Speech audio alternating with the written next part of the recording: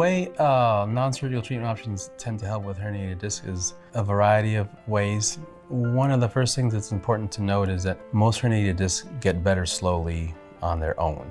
And the things that we focus on with these issues is that, one, we want to control people's pain. So part of the non-surgical strategies there could be related to medication options, but then often we'll try to consider things called interventions. And these things are also known as injections, so corticosteroid-based injections. The goals there would be to try to diminish some of the pain, which then allows us to work on the other parts that are critically important, which is the functional strategies. So that's where non-surgical strategies focus on exercise-based things. So there's a role for therapy. The literature is very clear that therapy tends to help with function quite a bit. It helps people get back to the things that they want to do.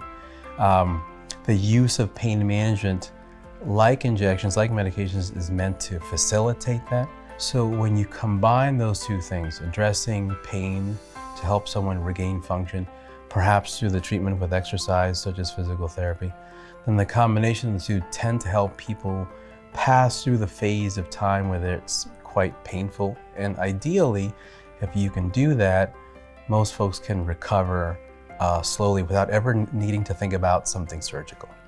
When we're able to initiate a non-surgical treatment, we can very much parse out some of the diagnoses that we know tend to do well with surgery.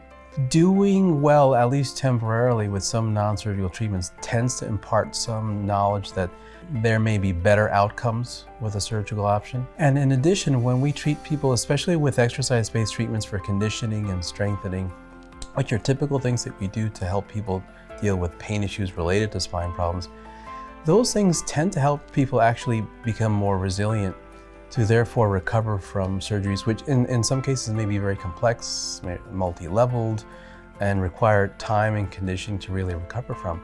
So utilizing non-surgical treatments lets you really treat things in a twofold manner. You can find patients that otherwise may have considered surgery, but perhaps were able to avoid it. And then you can really sift through some of the problems that we see and optimize people to do well with the surgery they might ultimately need.